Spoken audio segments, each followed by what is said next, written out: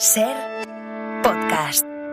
Con la lluvia, menos horas de luz y el frío llegan los festivales de otoño. Con la Seminci, el certamen de Valladolid afronta su renovación con la dirección de José Luis Cienfuegos y una programación con el mejor cine de autor y muchas películas españolas.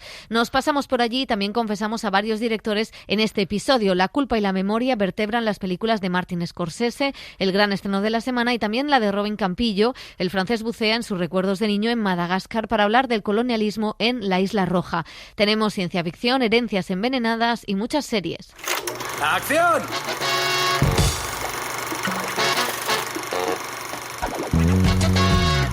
El cine en la Ser con Pepa Blanes.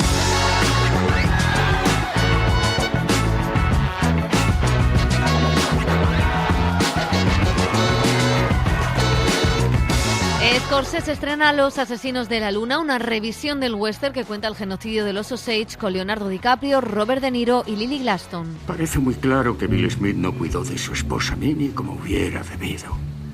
Al morir, él se queda con los derechos y las tierras. El director americano explica en La Ser que ha sido una película hecha junto a los nativos americanos y que cuenta cómo la avaricia ha sido el motor de su país y de todas las conquistas del mundo, de ahí su particular visión del western. Siempre he querido hacer un western, pero creo que el género en realidad acabó con Grupo Salvaje de Sam Peckinpah. El mundo cambió, todo cambió y el género desapareció.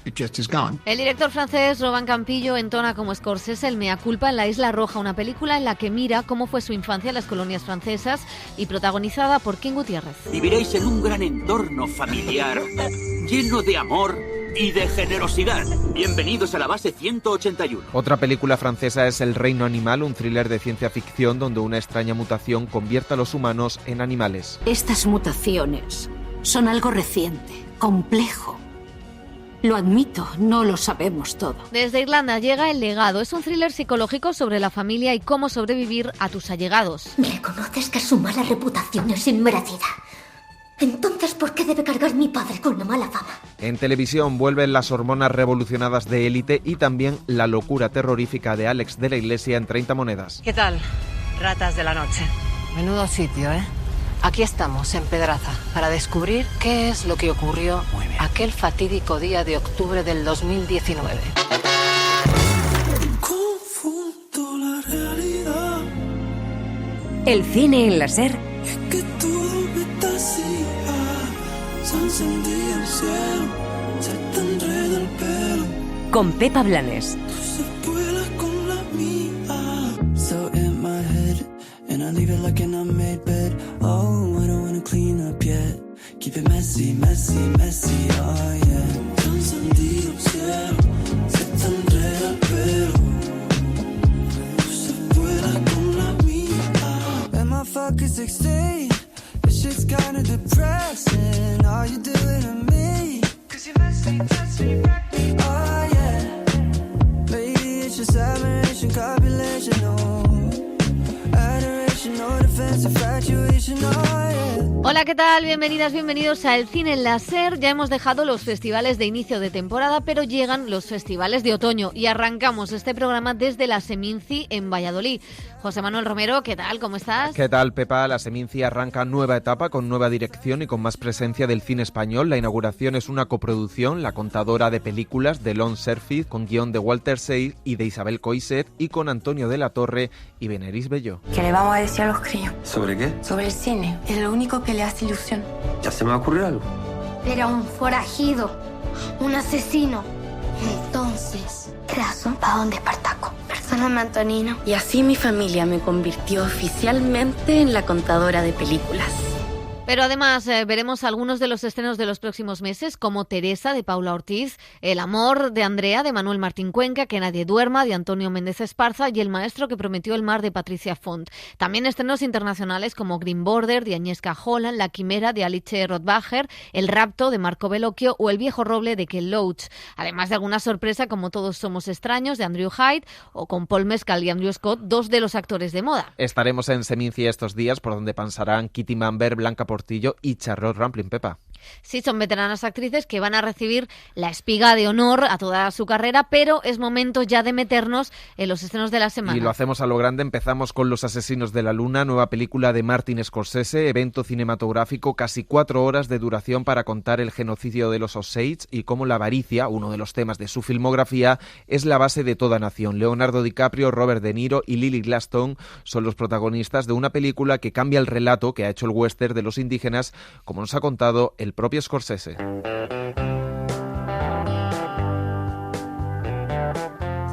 La de Martin Scorsese es una de esas filmografías apabullantes, director de ese nuevo Hollywood que nombres como Coppola, Spielberg o De Palma fueron configurando y que hoy son todavía los últimos mohicanos de un cine que intentó compaginar la autoría con el entretenimiento y los grandes presupuestos. Scorsese se situó en ese contexto que conocía bien, el Nueva York de los 70, donde creció y vivió como hijo de una familia de migrantes italianos y católicos. Sabes que la semana que viene volveré y volverá a mandarme otras 10 Ave Marías, otros 10 Padre Nuestros y... ya sabes lo que pienso de esa mierda. Estas cosas no significan nada para mí, son solo palabras. El catolicismo impregnó su cine desde Malas calles, o más bien el choque entre la mentalidad católica, con la culpa y el perdón como bandera, con el mundo capitalista y protestante de un país donde el sueño americano es la Biblia. Escuchad, imbéciles de mierda. Aquí hay un hombre que va a cortar por lo sano, que no va a permitir... Escuchad, imbéciles de mierda. Desde Taxi Driver, Palma de Oro en Cannes, Toro Salvaje o El Rey de la Comedia, los personajes de Scorsese, protagonizados muchas veces por amigos como Robert De Niro, Griffin Dunne, Joe Pesci o Harvey Keitel, representaban a aquellos abandonados por la sociedad que usan cualquier medio, hasta la violencia, para lograr el sueño americano que imponía el país. Sé que piensan que es broma, pero créanme, la única forma de debutar aquí esta noche era raptando a Jerry Langford. Personajes que se han repetido en películas históricas como Guns of New York, El Lobo de Wall Street o El Irlandés, y que ahora vuelven a repetirse en Los asesinos de la luna, una monumental historia que adapta el ensayo de David Grant sobre el genocidio de los nativos Osage. Me regalaron este libro y me fascinó el tipo de mentalidad que tenían los Osage y la belleza de esa mentalidad, o debo decir, la terrible belleza. Nuestros valores llegaron de Europa a América y es cierto que aportamos muchas cosas buenas, pero también trajimos una superioridad que ha devastado formas de vida y culturas enteras. Cuando repasas nuestra historia, ves que eso sucede muchas veces, pero en este caso lo hemos hecho a través del arte, del entretenimiento, porque ha sido así como hemos creado una cierta mitología.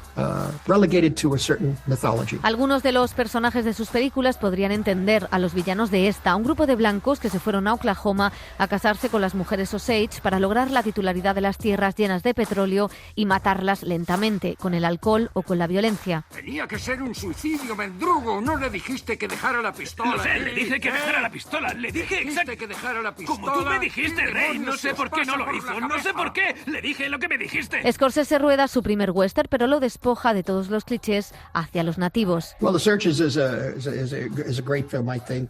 Centauros del Desierto es una gran película y creo que es una de mis favoritas, pero tiene problemas. Hay que entender el momento en el que se hizo, y era un momento donde el western humillaba a los pueblos nativos, que eran interpretados por actores blancos en un gesto humillante hacia ellos y hacia las mujeres nativas. Todo esto es difícil de aceptar. La película tiene cosas incómodas, pero hay que mirarlas y aceptarlas. Cuando empezó a llegar este dinero, debieron decirnos que venía acompañado.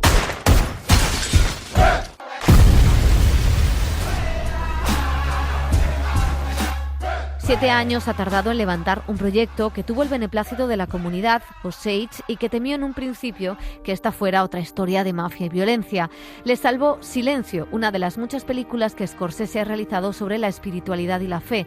La habían visto en la comunidad y confiaron en él. En Rodrigo Prieto, que fotografió la tragedia, y en Jacqueline West, que evitó hacer un vestuario folclórico de aquellos años. La década de los 20, para el jefe de los Osage, Jeff Standing Beer, esta es la única película que le representa. This is the first film, Killers of the Flower Moon, that I have seen where the native indigenous population is telling their story from their perspective in their voice. La historia también cuenta la formación del FBI con el personaje de Jesse Plemons, que investiga el holocausto indígena orquestado por el cacique local, Robert De Niro, un papel que iba a ser para DiCaprio pero que finalmente logró el prota, junto a la verdadera estrella, Lily Glaston, actriz de origen indígena que se implicó en el guión de la historia para que no sonara paternalista o estereotipado. Lo que hicimos trasciende lo antropológico. Somos artistas, somos narradores de historias, nos adentramos en la humanidad y los pueblos originarios están acostumbrados a que vengan antropólogos curiosos a contar lo que hacemos. Pero aquí se preocuparon por contar una historia que traspasara la pantalla. ¿Por qué diablos el mundo no sabe de estas cosas? Ellos fueron allí como seres humanos, no como alguien que estudia a la gente. No hay otra forma de contar estas historias. Scorsese baja el ritmo y el montaje frenético, de nuevo en las manos de Thelma Schoonmaker. La película es ahora solemne y larga, con casi 4 horas de duración, con una clara intención. La duración fue intencionada. Quería contar muchas cosas de la historia. Me importaba mucho que hubiera escenas no narrativas, pero que describieran la cultura de los Osage. Por ejemplo, mostrar cómo eran los funerales, cómo se ponía el nombre a los bebés, las bodas, lo que significaban para entenderlos mejor viendo cómo viven y no solo empatizar con los americanos blancos. Al meter todo eso, la película iba a ser más larga, pero era importante hacerlo. Los asesinos de la luna se recrea en contar una cultura ancestral que el cine siempre ha menospreciado o maltratado con estereotipos, violencia y victimización, pero va más allá de todo eso. Es una película de memoria histórica, pero también del presente, pues habla del racismo y la banalidad del mal que están en la sociedad, como reconocían los actores. Nos hicimos mucho más conscientes de este racismo sistémico después de George Floyd. Lo que pasó allí en Oklahoma en esa época nunca lo supimos. Nos enteramos de la masacre de Black Wall Street mientras rodábamos. Es la banalidad del mal, es lo que tenemos que tener en cuenta. La perseverancia de Marty y su pasión por contar la verdad de sus historias, por muy feas y sucias, o raras o incómodas que sean, es lo que le ha convertido en un maestro y en uno de los grandes directores, que no tiene parangón. Es un director único en nuestro tiempo y sigue haciendo películas increíbles que cuentan historias importantes, como esta. Además del western, reconoce el director que hay algo de thriller judicial, algo de persecución policial, de cine de mafiosos y de cine de terror y serie B.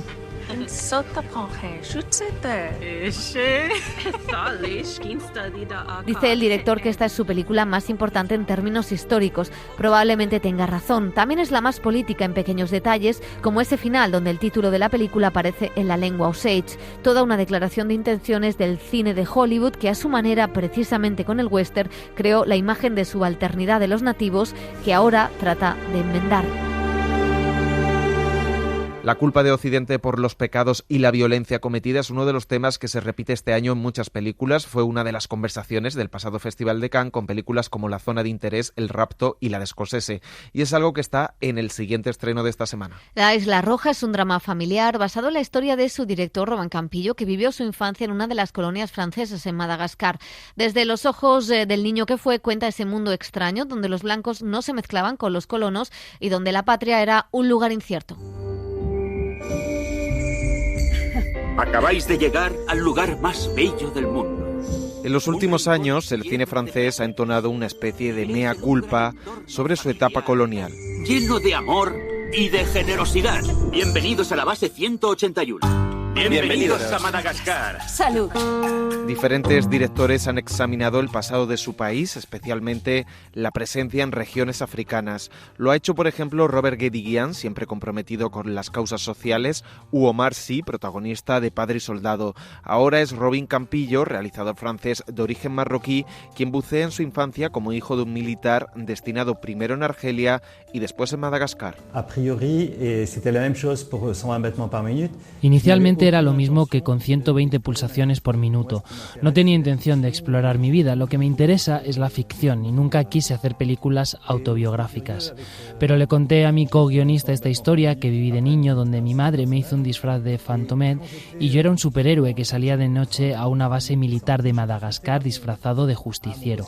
Fue a partir de esos recuerdos cuando me interrogo sobre la percepción tanto de la familia como del colonialismo. En La Isla Roja, el autor de la maravillosa 120 pulsaciones por minuto vuelca su mirada nostálgica a aquella época de cambio, la de un joven introvertido que se refugiaba en los cómics de Fantomet, la heroína francesa de los años 60. El realizador toma la mirada inocente del niño, su imaginación y ensoñaciones para despojarse de sus difusos recuerdos e ir narrando a través de las dinámicas familiares la falta de conciencia del colonialismo. Algo increíble es que cuando tratamos con los recuerdos de la infancia, en realidad un niño no es consciente de todo, pero hoy, que soy mucho mayor, tampoco me acuerdo muy bien. Y mi imperfección de hoy.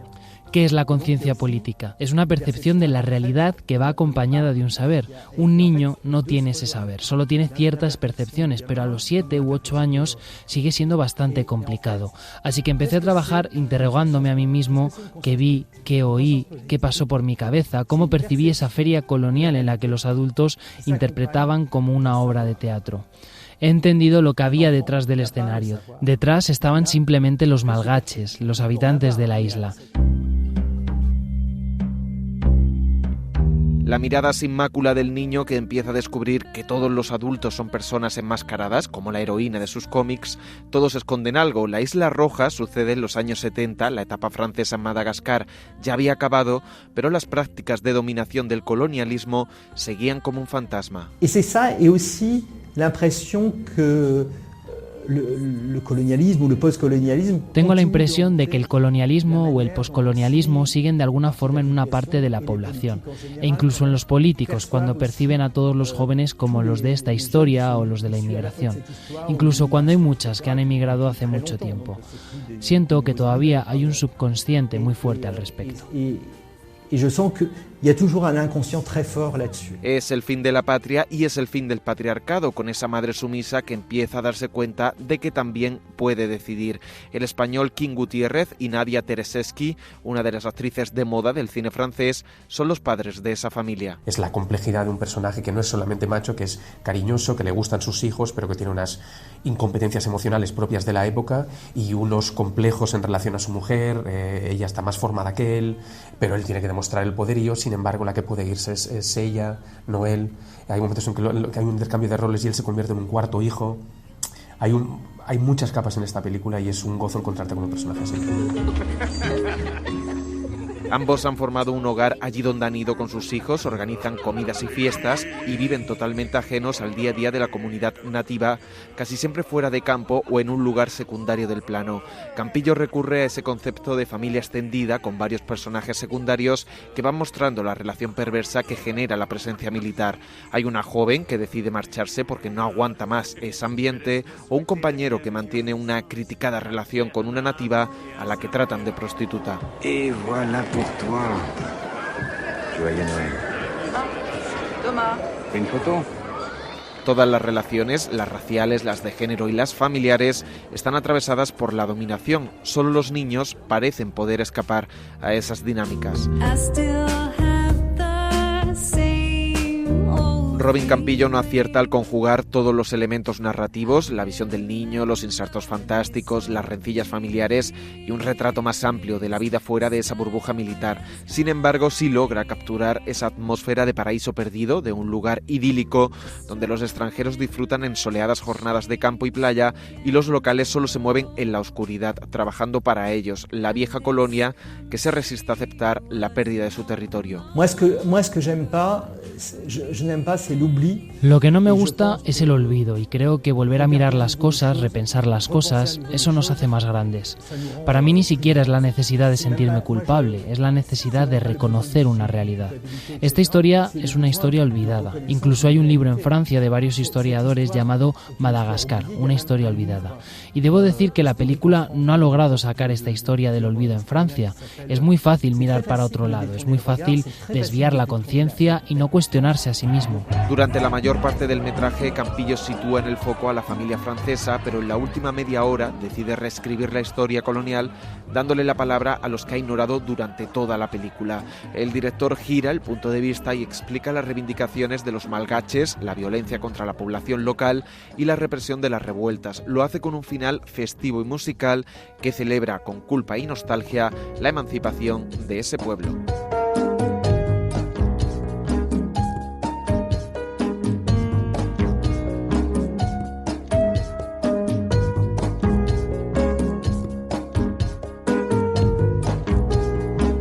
Y otra película francesa es El reino animal. Es un thriller de ciencia ficción, de esos que ponen experiencias humanas al límite, como una enfermedad que convierte a la gente en animales. Nos lo cuenta Elio Castro.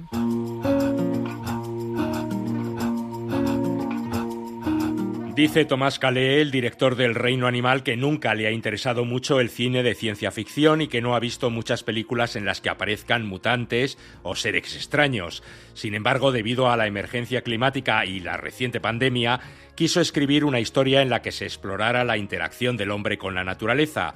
No quería hacer una película ambientada en un futuro distópico, sino en el presente, en la Francia de hoy en día, en donde un extraño virus está convirtiendo a algunos hombres, mujeres y niños en animales. Estas mutaciones son algo reciente, complejo. Lo admito, no lo sabemos todo. Unos seres que son capturados por la policía y el ejército e internados en centros especiales. Perdone, señor Policía Nacional, ¿qué está ocurriendo? Sí, allí había una bestia. De acuerdo, vamos a salir despacio, por favor. Asegura la entrada y evacúa todo el supermercado. Pero que de vez en cuando se escapan de esos centros buscando su libertad. ¡Cuidado, está ahí! La película cuenta la historia de una familia, un padre, su hijo, la madre está infectada por el virus y se ha convertido en mutante. Papá, ¿qué pensaste cuando mamá empezó a cambiar? Una madre que está escondida junto con otros extraños seres en un bosque cercano. Acabamos de empezar la búsqueda. La encontraremos. Y ese padre y ese hijo intentarán encontrarla. La película, además de tener una metáfora claramente ecológica, habla, por supuesto, del miedo al que es diferente y extraño. ¿Te asustan esas criaturas? También de la convivencia entre diferentes culturas y estilos de vida. Hay que aprender a convivir. Un film protagonizado por Romain Durí y por Adèle Exarchopoulos en un pequeño papel que interpreta a una policía que ayudará a ese padre y a ese hijo a encontrar a la madre. Una película que se adentra en el género fantástico sin olvidarse del realismo, con unos seres mutantes que más que dar miedo mueven a la compasión y a la ternura. El Reino Animal se presentó en la pasada edición del Festival de Sitges y ahora llega a los cines de toda España.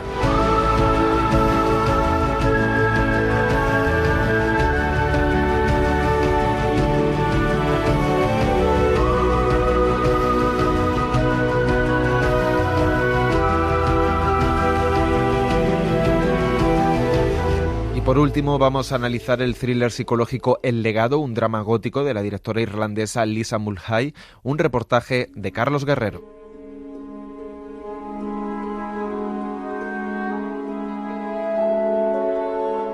El año es 1864. Irlanda, aún unida a Inglaterra, sufre un siglo de grandes hambrunas, pero de grandes privilegios para una minoría social. Privilegios que muchos podrían envidiar. ¿Qué es lo que quiere ese pequeño corazón tuyo? ¿Tan pequeño cree que es? Maud es la única hija de una adinerada familia aristocrática. Tras la muerte de su padre, y siendo ella menor, su tutela recae bajo su tío Silas. La idea es que la proteja hasta que sea lo suficientemente mayor como para gestionar sus bienes, pero él tiene otros planes. Su tío no es apto para responsabilizarse de una jovencita. Es mi familiar más cercano, señor. Usted no lo ha visto nunca, creo. No me opondré a la elección de tutor de mi padre. Tío.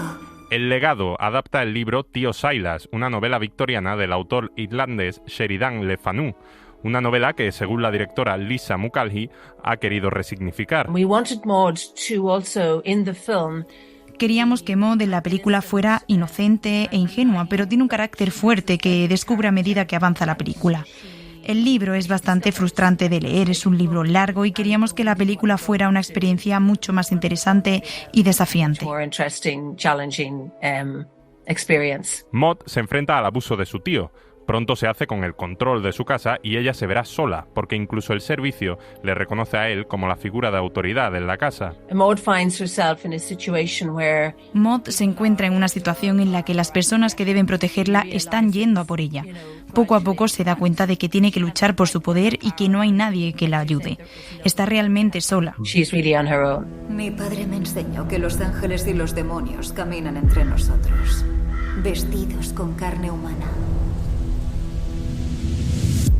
El truco está en distinguirlos.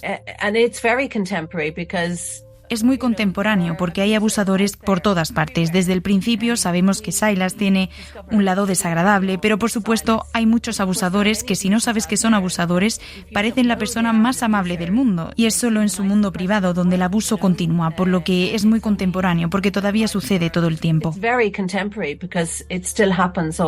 Y alejada de todo el poder que un día le perteneció y sin ningún tipo de ayuda, Maud se ve atrapada en un hogar que se convierte rápidamente en una angustiosa ratonera. Creo que al público le gusta verse reflejado cuando ve una película y también le gusta ver reflejados a personajes opuestos a ellos. Y si ves una película como esta y ves a alguien como Maud, creo que siempre es interesante que se pregunten cómo reaccionarían, cómo se comportarían. ¿Pelearías? ¿Te resistirías? ¿De verdad huirías? Un thriller gótico con un aspecto victoriano, elegante y cuidado, y que en ocasiones cuenta con toques de auténtico terror. Todo para responder una pregunta: ¿quién heredará el legado? ¿Qué es lo que hace un monstruo? Os preguntaréis. Mi padre me contó que solo después de nuestra muerte sabremos lo que somos, lo que hemos elegido ser.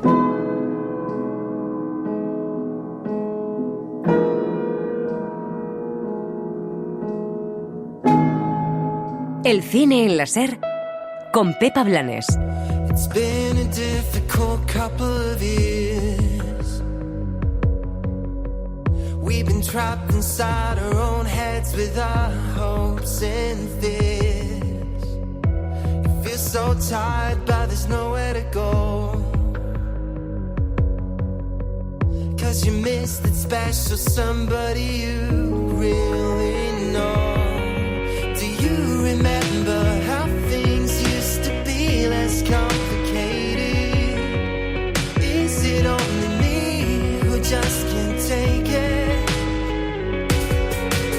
Driving on a Saturday night. La salud mental es uno de los temas más visibilizados por la ficción últimamente y también ha llegado al Colegio Las Encinas. Élite estrena su 7ª temporada con el tratamiento del duelo y la depresión como principales objetivos. Dani Garrán, ¿qué tal? Hola Pepa. Salud mental, sí, pero también mucho sexo, líos de faldas y poca ropa, porque esto sigue siendo Élite. La serie, creada por Carlos Montero, vuelve a Netflix con un guión que sigue fiel a la esencia que ha mantenido como una de las más longevas de la plataforma, con bien de tensión sexual entre los alumnos, pero esta vez también con problemas mentales. Mi hermana también salió de allí. Y ella tiene una vida cojonuda y feliz. Y yo, mira, ¿cuándo se va el dolor, Mateo? Estoy pensándome lo de volver a la medicación. Tengo cajas que me sobraron. No necesitas volver a la medicación, y menos aún automedicarte, Omar. ¿Y hasta cuándo las putas pesadillas? La puta ansiedad. La puta nube negra con la que me levanto todos los días. Al reparto habitual de jóvenes pijos con las hormonas disparadas se suman Maribel Verdú, Leonardo Sbaraglia y la cantante Anita. Omar Ayuso también vuelve a interpretar a su personaje en esta temporada y capaz de liberarse de su pasado e inmerso en terapia para curarse las heridas. En Élite, por el producto que es, me cuesta ver esta parte más didáctica o de referencia a la realidad. Es una serie que yo, desde luego, si fuera padre, a mis hijos les dejaría verlas desde las gafas de la ficción. Punto pelota. HBO Max también tiene su propia serie estrella española, que llegó a ser en 2021 la más vista a nivel internacional. 30 Monedas vuelve con su 2ª temporada más diabólica, con más acción y conspiraciones. Alex de la Iglesia vuelve a volcar en su serie su sello cinematográfico después de convertir el pueblo segoviano de Pedraza en el epicentro de un fenómeno satánico con el Vaticano incluido.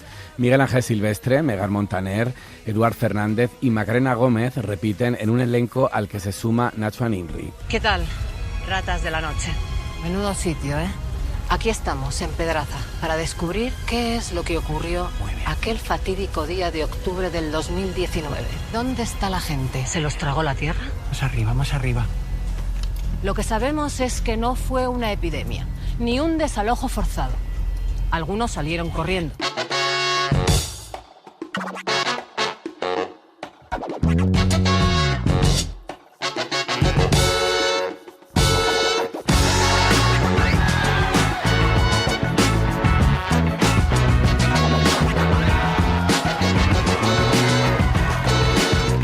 Terminamos el cine en la SER. En la realización ha estado Julia García, la producción, redacción y redes sociales José Manuel Romero y Carlos Guerrero. Nos vamos con Belle de Jour, la película de Buñuel que protagonizó Catherine Deneuve y que este domingo la actriz cumple 80 años. Adiós. No sé cómo explicártelo. Hay tantas cosas que ni yo misma entiendo, cariño. Cosas que me atañen. Lo que siento por él no tiene nada que ver con el placer. Está muy por encima. Y no te pido que me creas, pero jamás me he sentido más cerca de ti. El cine en la SER con Pepa Blanes. Para no perderte ningún episodio, síguenos en la aplicación o la web de la SER, Podium Podcast o tu plataforma de audio favorita.